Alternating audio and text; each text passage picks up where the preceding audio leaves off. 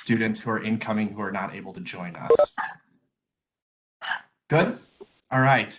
Well, good afternoon, good evening again. My name is Dr. Trent Pinto. I serve as Director of Resident Education Development. We are really excited to have you here for this session and hope that you all have brought us some great questions to help yourself or your student get ready to join us on campus here in a few weeks. I'm in a meeting. No, I'm trying to say. Come get him and dry him off. There we go. So we are going to present to you a little bit of material. We have about 20 or so minutes of actual content for you, and then we will open it up to any questions that you may have. Please feel free to use the chat function in your lower right-hand corner of the screen if you want to type a question, and we'll do our best to answer as we go along. At the same time, we will have half the session or so to answer questions that you have. I want to let my colleagues and friends from the Resident Education Development team introduce themselves before we get started. So I will ask Sarah next to introduce herself.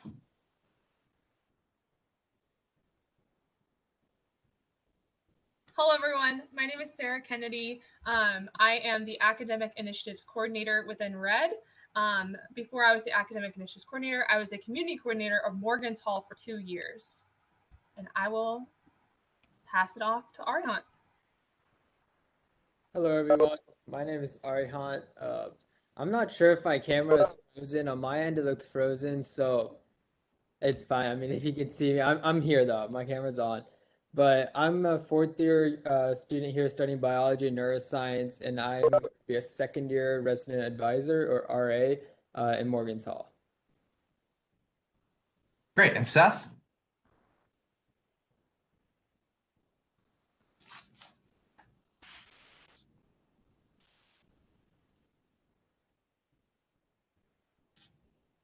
Seth, are you there?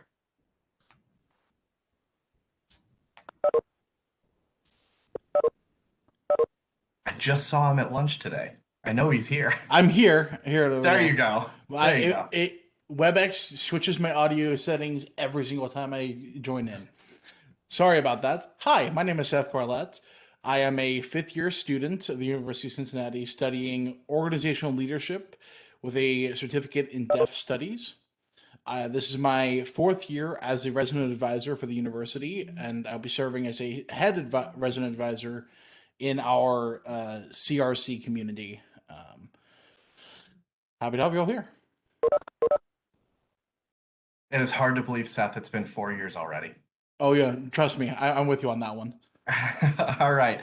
Well, we are really excited to have you here this evening. Again, please feel free to use the chat function as we go along. Our purpose this evening is to introduce and present to you what we expect from your student as they move onto campus and become a residential Bearcat, but also what you can expect from us, as well as answer any questions that you have along the way. So am I taking this first screen? Perfect. So one of the things we want to start off with is thinking about the residential experience and why you as a student, incoming student, are excited to live on campus and why you've chosen to live on campus, or maybe your parent or family member, why you're excited to send your Bearcat to Clifton and live on campus. So if you have any thoughts, anything you'd want to share in the chat as far as what you're excited about living on campus, please feel free to do so as we start to kind of build our community here.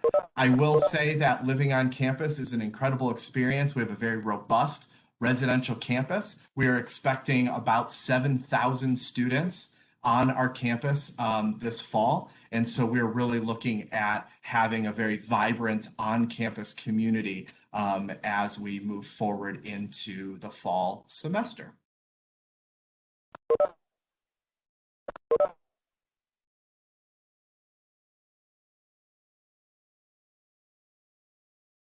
Go ahead, Sarah.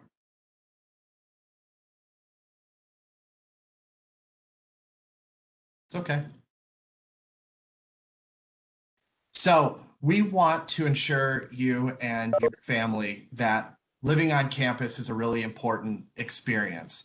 Your success is our success. We work really hard, and we will explain the staff structure and who is going to assist your student or yourself along your journey in a few minutes. But everything that you put into the residential experience is what you're going to get out of it. Chances are likely that if you're a parent or family member listening in on this call, you remember your residential experience or living on campus. And we hope, obviously, that it was a positive one, but we know that it has its ups and downs. We are here as professional staff members, and we have 2 student staff members on this call to make sure that your student or you have a really positive and transformative experience living on campus. We know from research data that living on campus helps you in your academic performance. It has been well documented over the last handful of years that students who live on campus have a 0.5% GPA or higher than those who do not live on campus. We know that students get more involved because they are closer and have more access to student activities and resources than students who commute or do not live on campus.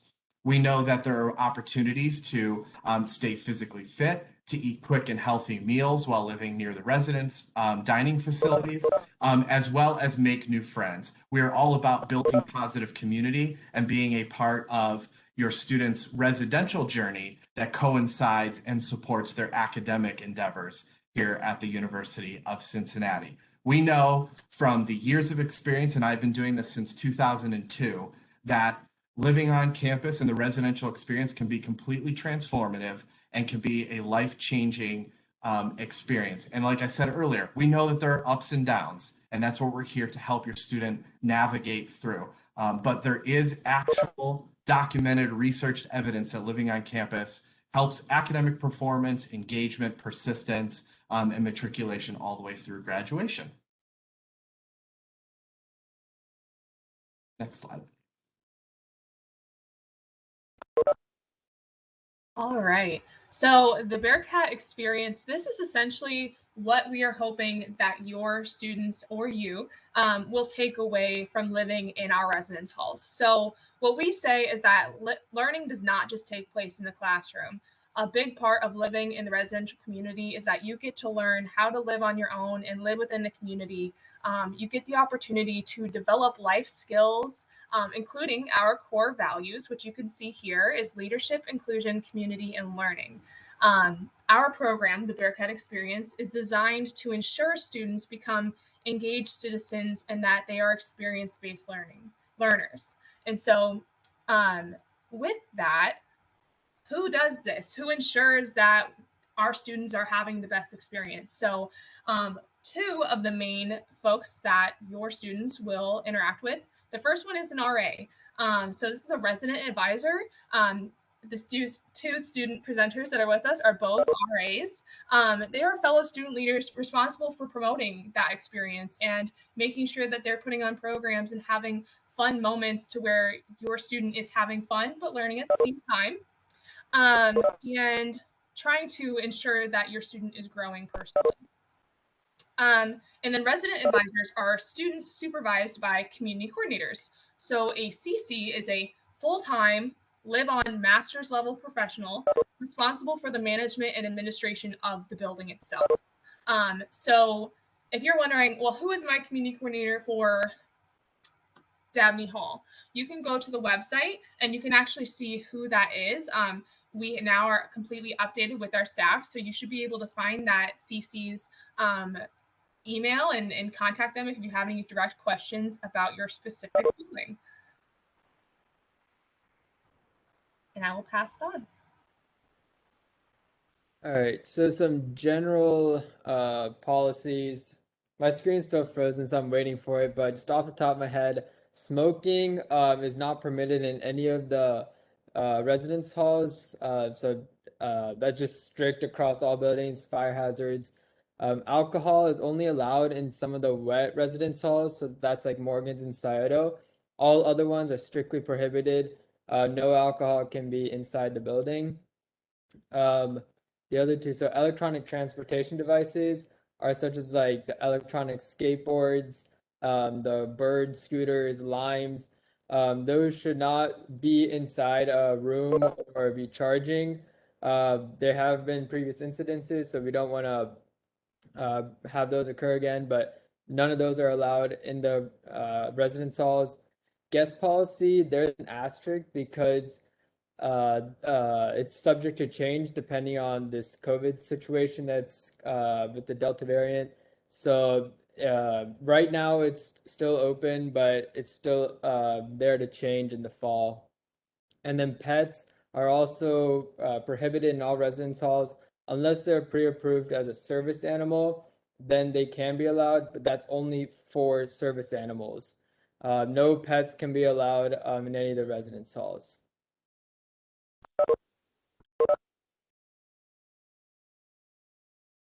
A real quick note on the guest policy. As of today, we are planning on having our traditional guest policy, which can be found on the website, but students will be allowed to have guests in the residence halls. As was stated, we do anticipate if there are any changes, we'll make that known to our students. But last year, we had to start the school year with no guests. You couldn't even go visit your friend down the hall. We were able to relax that over the course of the year. But as of right now, at 6:14 p.m. on August 4th, we are planning on having our traditional guest policy at the start of the year. And to answer Samantha's question in the chat, you can bring a fish. They are more than welcome. Of course. On that point, I had a couple of residents that they after they moved in, they bought a couple of fish together, and it was their fish, and it was quite cute watching them like talk about their fish with such excitement. Speaking of which, you will almost certainly have a roommate while living on campus. Now, if a lot of you were like me your freshman year or my freshman year, I had never lived with anyone other than my family. And so the idea of living with other people was simultaneously exciting and absolutely nerve-wracking because I had no idea who these people were going to be. Some of you might be lucky and actually know the people you're going to live with. But other people are going to have random assignments. You're going to be meeting people for the first time and living with them. So here are some tips to how to make that experience as best as possible for everyone involved. First thing you want to do is just get to know your roommates. I sent an email to my roommates my first year before even moving onto campus, just with some information about myself, hobbies, things I like to do. You're going to be living with this person for about a full year, and so getting to know any common interests can definitely help build a relationship between you guys, and help make everything a little bit flow a bit smoother. So be respectful and understanding. For like I said, for a lot of you people, this would be your first time living with people other than your family. And recognizing that while you're all in the same boat in that situation, you all came from different places, and that journey has looked very different. So just be understanding of the differences and people adjusting to that living situation together. Um, Big thing is sharing responsibilities. There shouldn't just be one person that's responsible for cleaning the entire room all the time. Uh, it's pretty easy. It is pretty easy to have it end up that way, having lived with people. But by making sure you set kind of boundaries ahead of time at the very beginning of all of it, you can help make sure that no one feels like they're being taken advantage of in the roommate relationship, and make sure your room is nice and clean too, because no one likes not being able to walk to the bathroom in the middle of the night.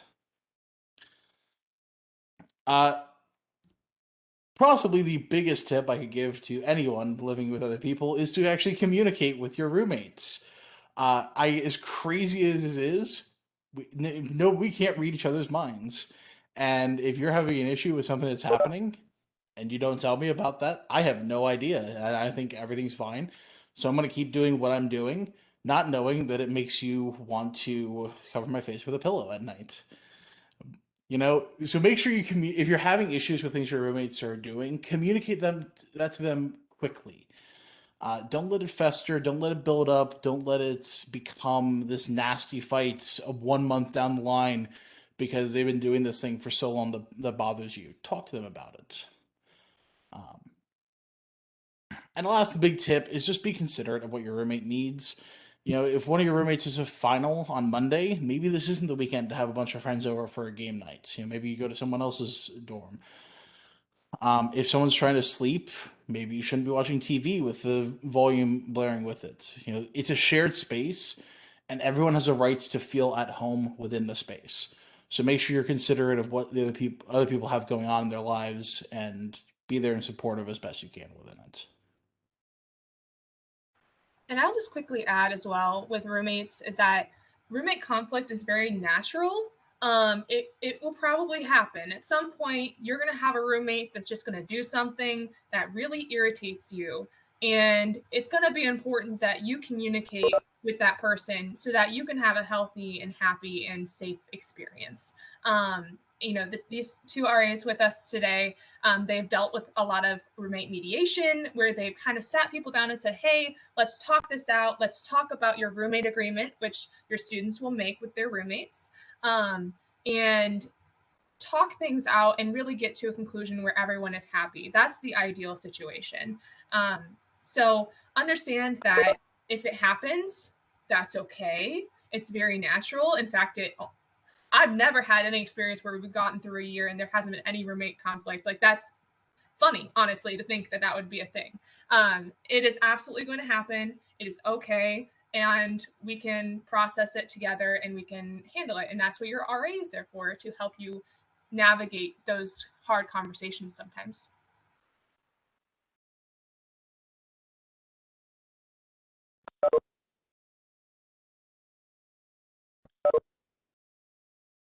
See, I muted myself when I'm the next slide. So some things that you should bring to campus, some things that we just thought of off the top of our heads was a thermometer, hand sanitizer, facial coverings. You want to have cleaning supplies. Some of the residence halls do provide cleaning of bathrooms and will take the trash out for students, but that doesn't mean that they're mopping the floors. It doesn't mean that they are cleaning off the kitchen counters. So if you have those things, even if you don't, you want to make sure that you have some Lysol wipes, that you have some things to make sure that you are cleaning up after your space. One thing that is we always encourage people to get is renter's insurance. So if there is a flood, or I can't even, I have to knock on wood for that. If there is a flood, renter's insurance will cover those damages. UC will not. And so please keep that in mind, that it is something that we highly recommend people getting. A desk lamp, your TV, video game console if you play video games. Bedding, you want extra long twin sheets. Bath linens, a fan, small storage container, headphones, earbuds. These are all things that you're probably already thinking of, but keep in mind that if you get here and you're like, wait, I need to go get something, that's okay. It's okay if you forget something. You probably will forget something, and that is okay. But these are just some things that we had thought of that you could bring.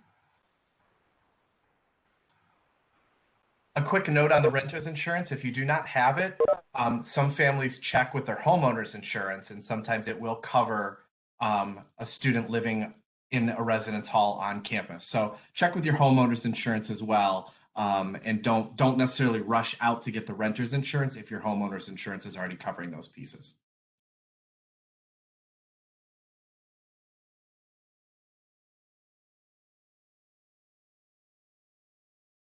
Was this my screen? Okay, thank you. So move-in information. So move-in, we know, can be a hectic time. It could be one filled with a lot of emotion, both excitement, anxiety, nervousness. We see everything from cheers to tears during move-in time, but it is a really special time. I remember my move-in day as if it was only yesterday, and where I remember the specific spot on campus where I said goodbye to my parents for the first time. But we want to make this as smooth as possible. This, excuse me, this year, like last year, we are doing so with move-in time appointments. It helps to spread out and decongest campus. You can imagine 7,000 students moving into literally one large city square block for our campus. So it helps to spread out the traffic and makes the process just go a little bit more smoothly.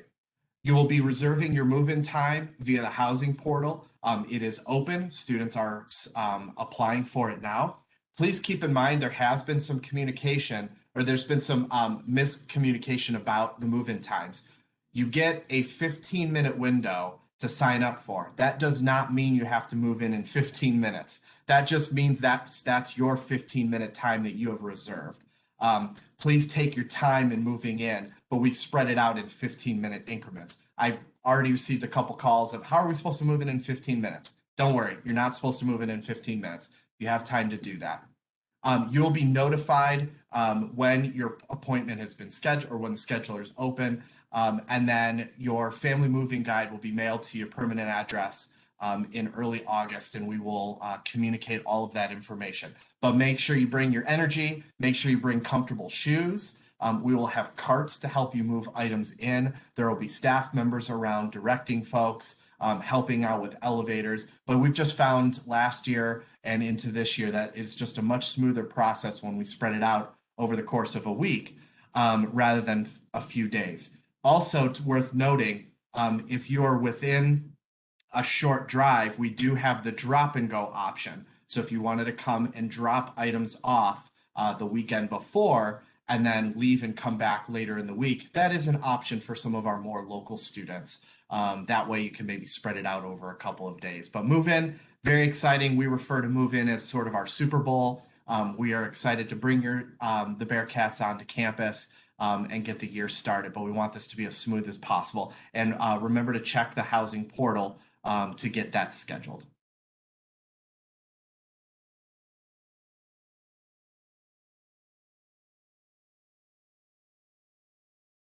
So at this time, our content for the presentation is concluded right on time. So we have plenty of time if folks want to post some questions in the chat.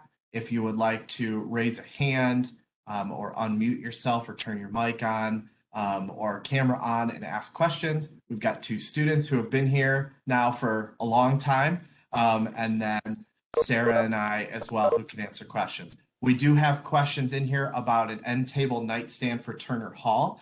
You absolutely can do that. I would recommend maybe finding something that's only a couple of feet off the ground, just a small kind of footprint for that, just to maximize the space in Turner. Turner is suite style, so there is a living room component with a shared bathroom, but you can absolutely do that. And then there was a question about bring another small dorm refrigerator to Morgan's. Yes, you can absolutely do that if you'd like.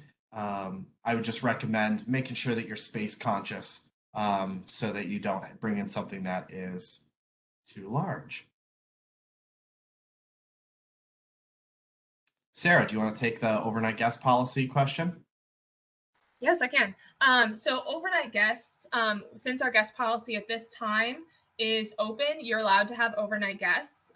You will be writing in your roommate agreement with your roommates what those expectations look like. So let's say you and your roommate really don't want overnight guests, then there wouldn't be any overnight guests. And then if you do, if you're okay with that, then the roommates would agree on that, and then that would be fine. So as of right now, you can have overnight guests. I believe it is at a max of like 2 nights though.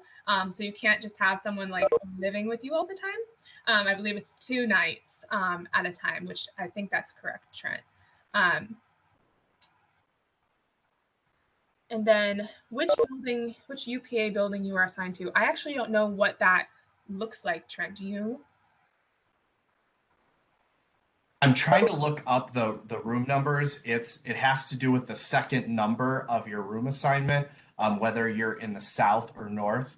We don't have it specified on the website, and our community coordinator is not on this call. She knows it off the back of her hand. But while we're continuing to answer questions, I will look it up to see if I can remember which specific room numbers or range is for the south or north building. I can answer the question regarding friends from other residence halls in your hall. Last year, it was restricted that you could not have guests from other residence halls. You couldn't have guests at all. But the guest policy is at this point open, so they can have guests from other residence halls as well. Lori's question, will the letter we receive in the mail include drop-off locations? You will be directed to specific buildings, and you can also look on the map. There will be instructions in the mail regarding the locations. CRC being the most central location. The entrance to CRC is closest to Nippert. It's on the west side of the building, facing the football stadium. I believe that there are still plans to allow people to come in off of MLK and drive up past the Linder College of Business into the circle. But that might change depending on there is construction at the new law school, which is on that sort of corner of campus. But we will make sure that we communicate. And as we get closer, if you have a specific question about that, but there's lots of signage. We have a lot of sheriff's deputies who are directing traffic all of those days to make sure to get you in the spot where you need to go.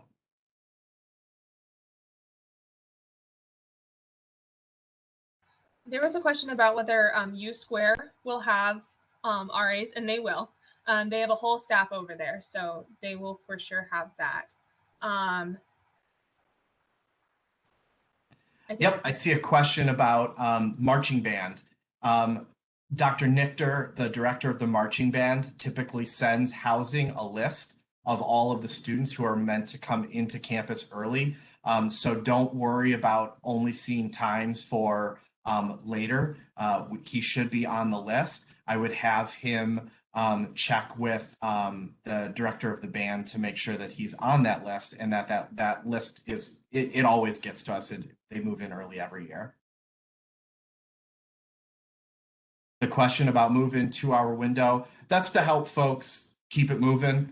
If it takes a little bit longer, certainly we will understand. We are not so pressed with space since we've spread it out. But the 2-hour window is just to help keep the traffic moving. You will be directed to empty your car and move your car immediately, though. So we get carts out to you. You fill up the carts with the stuff. Somebody moves the car, and then you can come back. And that's just because we're so tight with physical space for cars on campus and in parking garages. But yes, you can help them arrange and rearrange the room. And to answer Alice, your question, will there be off-street parking available for move-in? I believe that the parking garages open up for move-in. So you can pull up to the building, drop off all your stuff, put it in carts, and then you'll have someone go and park your car in the nearest parking garage so that your car is out of the way so that other people can unload. So there will be parking available for you free of cost during move-in. And if your student is trying to check in, move in, and they don't have their Bearcat card yet, that's okay. We can still check them in without their Bearcat card, but they will want to get their Bearcat card very soon because that is their access to the buildings. So if they don't have that, then we will have service centers or desks that will be able to get them access, and we have people on call to be able to help if they're not able to get in. But Bearcat cards are important for that access. So yes, we are able to check them in. We'll want to get that soon. Thank you guys for continuing to answer questions in the chat by typing it in. Appreciate that as we're trying to get every question answered. There's a really good question about scheduling for required COVID testing during move-in. I've spent the last year and a half on sort of our COVID task force kind of operation at the housing level. And what I can share with you is it is still vague, and I'm just being honest. What I do understand is that it is likely that students are going to be asked to test upon arrival or provide proof of a vaccine, vaccination card, or a negative PCR test. So my understanding is if a student presents that, and you can email a picture of the front and back of the card to uccovidcheck@uc.edu. If you provide the vaccine card and or a negative PCR test, then you will be exempt from COVID test upon arrival. If you have not, then you will be asked to test, and then there will be weekly and bi-weekly testing throughout the semester of students. I know that the website app's still vague. They're still working out a lot of details on that front, but we hope that maybe by the end of the week, we'll have a little bit more firm direction on which way we're going. Trent, do you know if the Eden will have desks? I'm not entirely sure. I would say yes. That would be my guess. But I'm not entirely sure. I know that you've been on that property. If the Eden has a desk, it does have a front lobby area. I've only been in it once, and it was still under construction at the time. So I don't remember the exact configuration or location, but there is community space, sort of a front lobby area. The Eden is absolutely beautiful. The pool has been filled and looks wonderful. There's a movie theater area. I mean, it's pretty incredible for certainly nicer than anything I ever lived in college. Do you know if they have like furniture desks in their room? I'm wondering. Yes, They do. yes, they're Okay. furnished. Mhm. Cool. All right, I see we got, yes, there are RAs in U Square. There was a question Thanks. about the meal plan. Do the cafeterias open like the move-in week and their meal plans work? Yes. Yep. They Yeah, absolutely do. the dining hall's open specifically August 15th.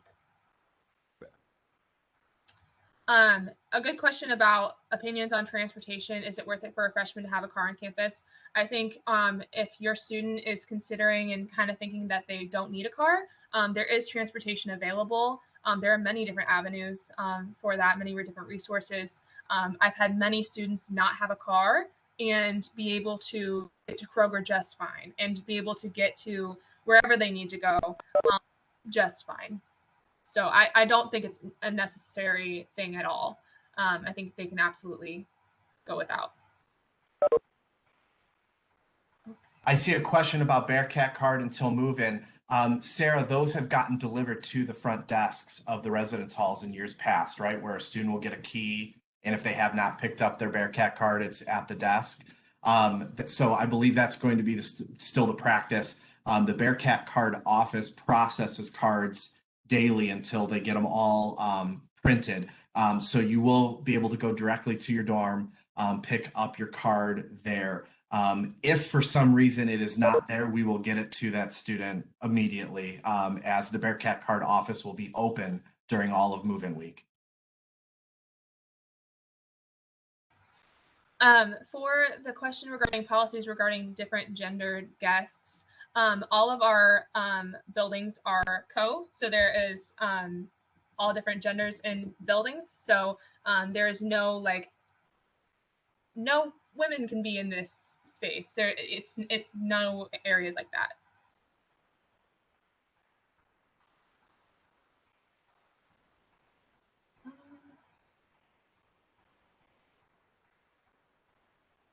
I'm just going to answer this out loud real quick. For Samantha Ugrin talking about the lockboxes in Daniels, the wardrobes in Daniels rooms, some of them do have a small area that can be locked. It's like a shoebox sized thing that you could put a lock on, like a gym lock on. There's a question about parents and COVID restrictions. Right now, the only restriction that we know is going to be in place is facial coverings or mask wearing. We actually just received notification from the president yesterday that masks are going to be required indoors for vaccinated and unvaccinated starting tomorrow. So right now, the only restriction, parents will not have to show a negative test to move their student in, but we likely will be all masked during move-in.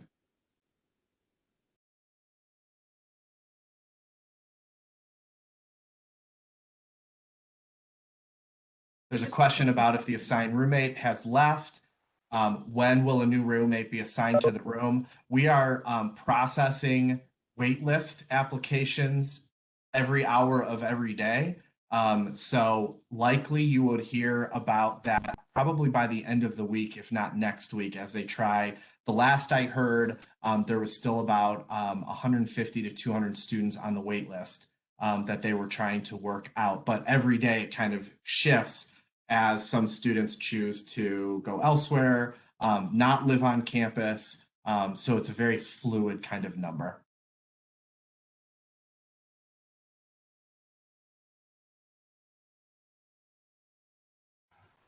And yes, siblings are allowed for move-in in addition to parents, to answer Paige's question. We see lots of dogs come for move-in. I will be honest, I love pets. I don't have one myself, but I love them. Sarah's got a beautiful dog herself. I would say maybe leave the pet at home, or if they're able to stay in the car, they just tend to kind of get in the way of the shuffle of everything. But we do see a lot of pets, some in carriers as they get moved in. These are all fantastic questions.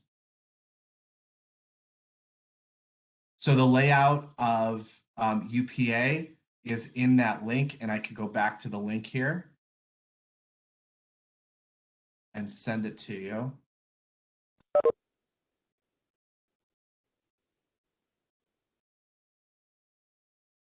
That is UPA specific for layout.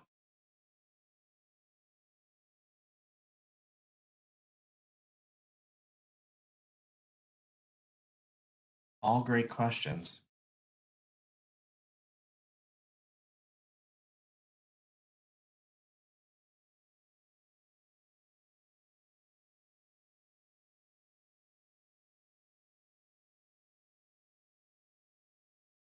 Question about waste baskets. We do have trash waste baskets in rooms, as well as recycling cans. But you're certainly welcome to bring your own. I don't think apartments or suites that have bathrooms have a separate one for those. But if you wanted like a smaller one for a bathroom area. The great thing is we've got Target right nearby campus. We've got Kroger right across the street. The mall is a short drive. So if you find that as you're moving your student in, you're needing to go pick up a lot of those items, please feel free to go to one of those vendors. We also have what's called Market on Main. It's like a little convenience store located on campus right underneath CRC.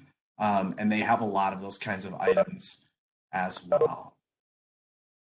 I would say if you are in one of the 8-person apartments, so if you are in Morgan's or Scioto in one of those bigger apartments, it may be good to get a bigger waste basket. Just off of my experience is that there's more people, more trash, and so it's better to just have a, if you're wanting to get a bigger one, the ones that are provided they're average size, but when you're 5 people, it can build up quickly. Yes, command hooks, please. We prefer those because they don't tend to tear the paint off the wall as much as other things. We really advise not pounding things into the wall or using other tape. Painter's tape does work. The issue with painter's tape in some buildings, if you're in a traditional style hall and the walls are concrete, they don't stick as well. Painter's tape, but command strips. I think Seth just held one up. He's using one for his room. So yes, those are very good. As silly as it sounds, please do not use the sprinkler as something to hold items. We've had a bad experience with Christmas lights being wrapped around sprinklers. That is not their purpose. But just that's, Sarah talked about renter's insurance. That's what causes the need for renter's insurance, unfortunately. Yes, I would just want to echo that so loudly. Please do not hang any decorations on the pipes in your room. Behind Arihant, you can kind of see some like pipes on the wall. Sorry, not to like pull attention to your screen, but there are like some stuff like that. And so it's really convenient for like fake vines or Christmas lights or pictures to be hung. It's all great until it's pulled hard one day or it irritates the sprinkler and it goes off. So please, please, please, if you're helping your student decorate, avoid those, please. Can I third that, honestly? Just please.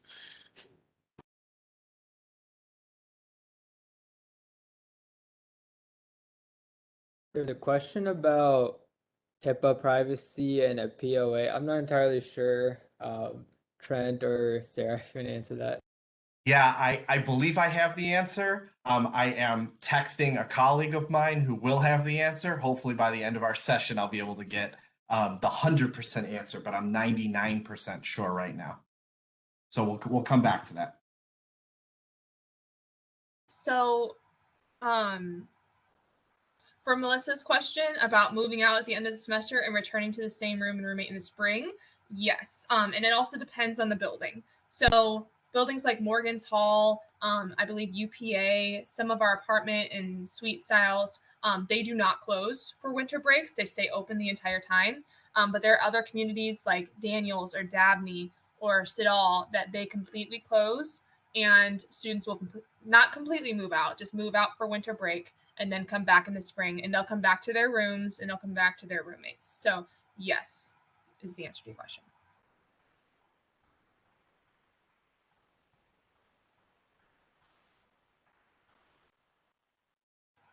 I will say, I think the Wi-Fi is relatively easy to get connected to. And if you do have any issues with it, it is pretty easy to find resources to help you with that.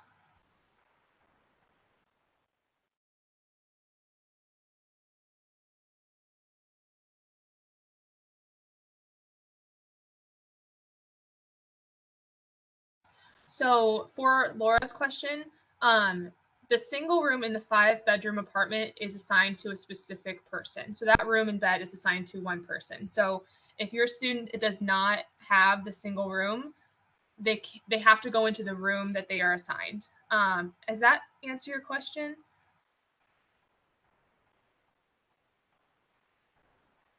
Okay, then yes, then he will go into that room and he'll have that bed to himself. He won't have to worry about anyone else taking that bed from him. And if he does, then you should reach out to an RA or a staff member and we can help clarify that. That happens every year, honestly. Someone's like, oh, look at this nice single room. I want this. And then they think they just can take it. And we're like, hey, no, that is someone else's. So The question about lofting beds, yes, this year we are going to be able to go back to lofting beds.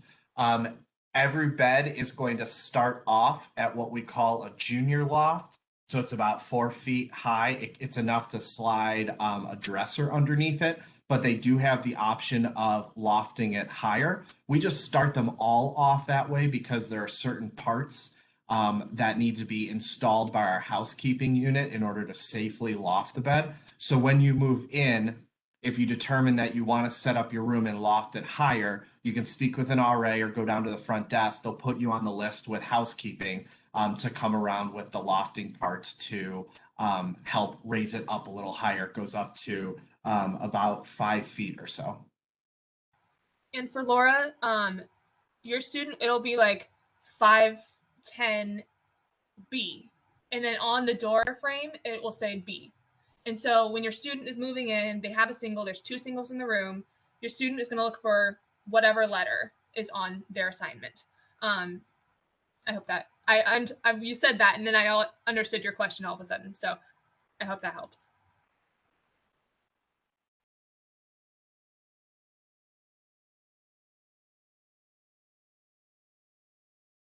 I do not believe the school needs to be notified if you use like the 4-inch risers. I think you're talking about the plastic ones that are kind of almost like a cone that's like flat on the top. I believe those are permitted. I don't think that we need permission for those. A lot of people use that for more storage underneath. Yes, but please don't bring cinder blocks. We see lots of cinder blocks, and those are a lot more dangerous. Seth, can you give some insight on how long the desks are in Daniels? They're about 4 feet by 2 feet.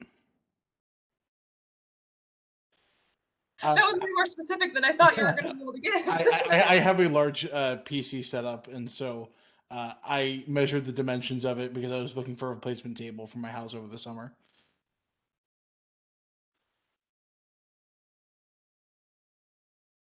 I found an answer to the question about HIPAA and student records. It is not extremely specific, but it has some philosophy and reason behind it. And then there is a contact information in there if you want to be more specific or have a more specific question regarding HIPAA and POA privacy. So it is linked there. And curtain rods should be in place. If they're not, that should be a problem, and you should contact an RA to help get that fixed for you.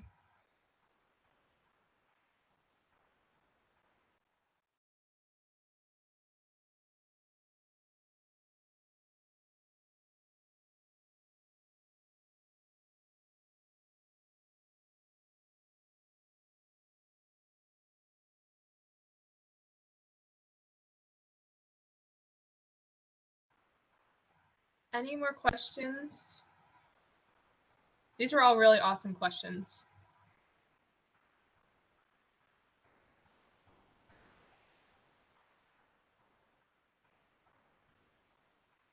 Yeah, Trent, I think in your link, there's an apostrophe S, and that messes with the link.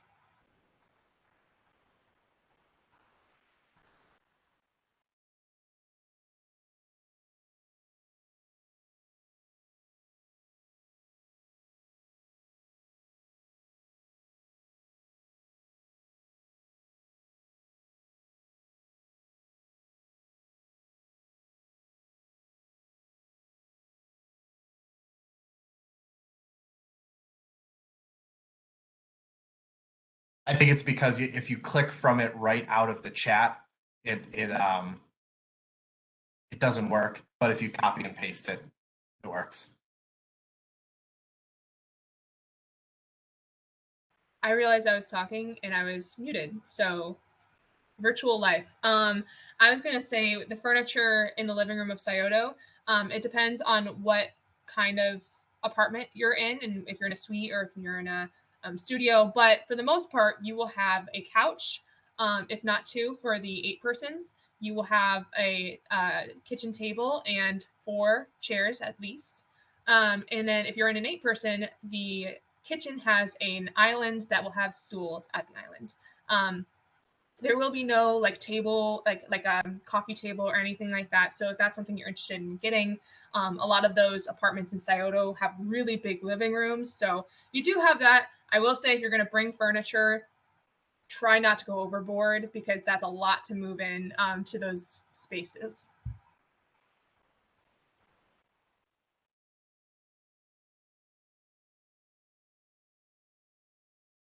For Marion Spencer, I think it's answering Philomena.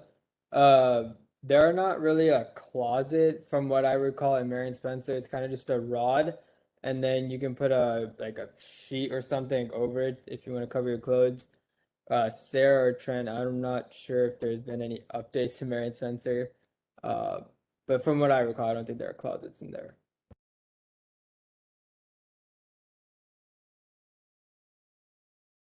I know my room doesn't have a traditional closet. It does have like a shelf with a coat rod that's about 2 feet or so across, maybe 3.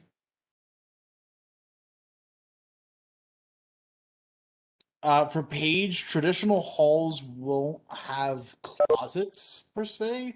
They'll have wardrobes that are probably like 3 to 4 feet across, and maybe like a 2 feet or so deep.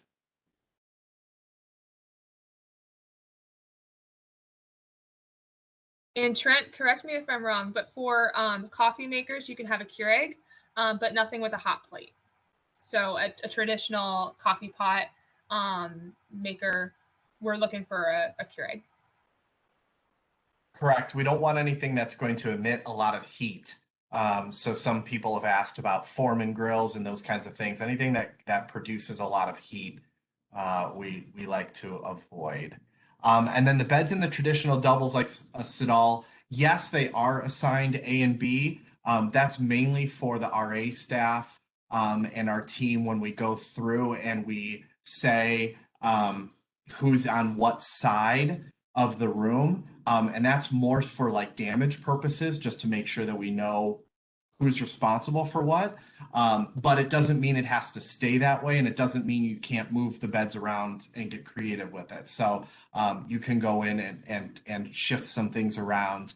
And if you end up changing, your student can just let the RA know.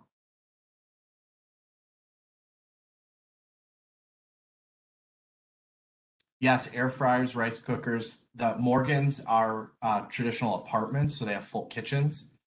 So you can use those, correct?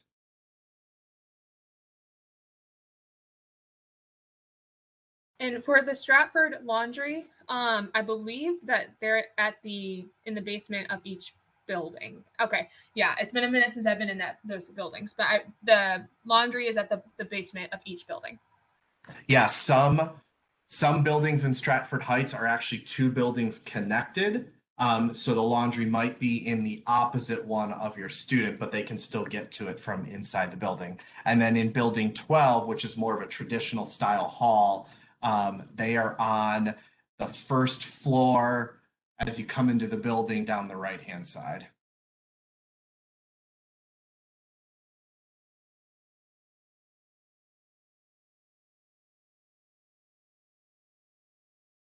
Do either of our RAs want to talk about health and safety checks as it relates to the extension cord, like what you all go in and look for?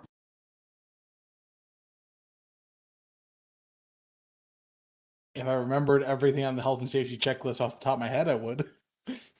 But we have a paper for that, so I don't have to remember it. But overfilled outlets and things like yeah, that. so we basically, there are a couple times throughout the semester that RAs will do walkthroughs of the spaces, or through the year, sorry, not semester. The RAs will walk through the spaces and just make sure that there aren't anything that's going to cause significant damage to the rooms while they're gone. So, like, the main time is when students leave for winter break and, you know, maybe go back to where they came from. And so those rooms are going to sit empty for a month. We go through and make sure that there aren't any overloaded outlets, so there aren't anything like that that's going to anything that could reasonably cause damage to the rooms. We just want to make sure there's nothing like that. You know, we want to make sure the trash is thrown away, so you don't come back to things living and growing out of your trash can, or, you know, on your floor for some people that seems to miss the trash can a lot. That sort of thing. I also add, when we do those health and safety checks, we find a lot of candles. And there's a reason why candles are not permitted in the residence halls. It's because every year someone does have a candle and it may or may not catch something and start smoking, and then the entire building has to evacuate at 3 a.m. It definitely did not happen when I was in the buildings, but yeah. So if you are thinking, oh, I have all these candles, maybe keep them at home. And find another way to keep your space fresh. Lindsay, it depends on what type of hall you are in. So I don't know all the halls off the top of my head, but I know Daniels has big trash cans that are emptied every night out in the hallways that you can just take it out of your room and dump it into there. I think Siddall also will have large trash cans in the hallways that you can dump everything into. I think all of them have something like that somewhere. Or if not, Yeah, they're trash closets. Okay. It depends on where in the hall, but you'll be able to locate it, and it's easiest for housekeeping to dispose of if it's all in one centralized location. You're very welcome. These are all fantastic questions. And near the very end, in a couple of minutes, we will once again put our contact website in the link in the chat, so that if there's more specific questions, you can reach out to any one of us, and get more questions answered through email or phone. There is our number and the general email address, as well as our housing website. And then here in the chat again is our contact us page. If you scroll down towards the bottom, there's accordion style links that open up to tell you who folks are, what their roles are, and again, specific to your student or yourself's community coordinator. Those are the folks that you'll want to reach out to as you get ready to come to campus, as you get excited coming here, as well as throughout the year. All community coordinators have offices in the residence halls, and work the 9 to 4, 9 to 5 time frame during the week. And you could reach them there as well. And then our fantastic RAs, the backbone of our department, that are available to assist at any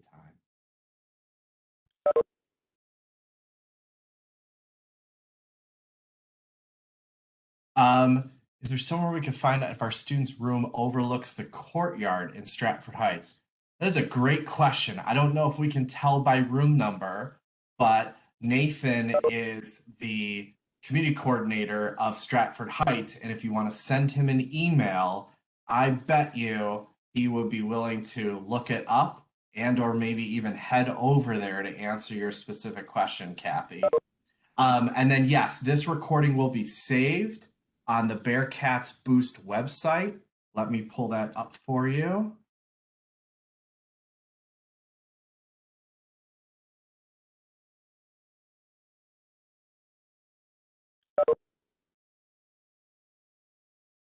As soon as we are done and the session recording is made available, Sarah will pull it off and we will get it posted. It'll be posted on that website down at the bottom under recordings of past sessions, probably by the end of the week.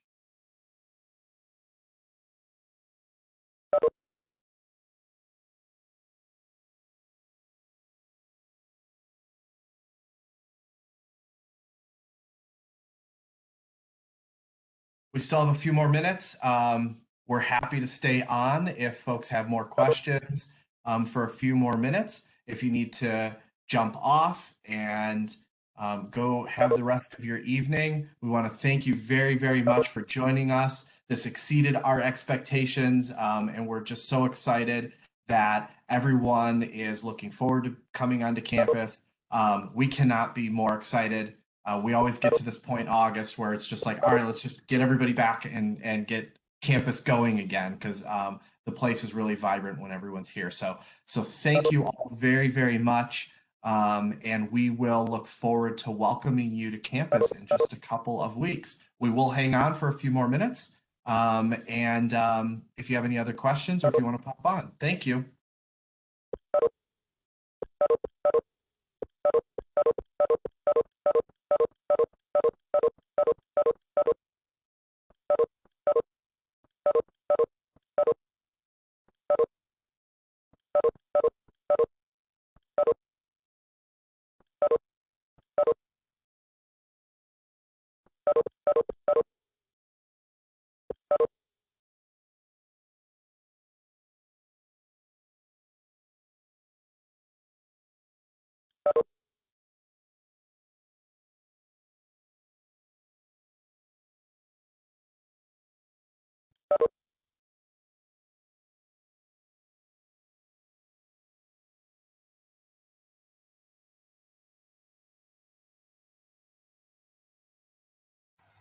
Okay, I'm going to stop recording it. We're good with that, Trent? Good.